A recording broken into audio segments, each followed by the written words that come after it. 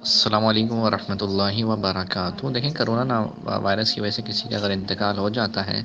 تو نماز جنازہ تو بہرحال اس کی ادا کی جائے گی۔ کفن کا جہاں تک تعلق ہے تو اس میں حکم شرع یہ ہے کہ اولاً تو دیکھا جائے گا کہ ڈاکٹرز اس کے بارے میں کیا کہہ رہے ہیں کہ جو بھی کفن وغیرہ ہے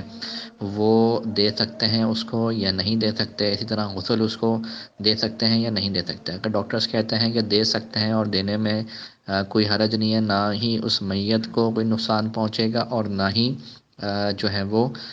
دینے والے کو کوئی نقصان پہنچے گا، تو اس صورت میں تو کفن بھی دیا جائے، غسل بھی دیا جائے۔ اور اگر بالفرض ایسا ہے کہ ڈاکٹر سے کہتے ہیں جو واقعتاً صحیح ڈاکٹرز ہیں، یعنی علم کے اعتبار سے ماہروں خوف خدا رکھنے والے بھی ہیں،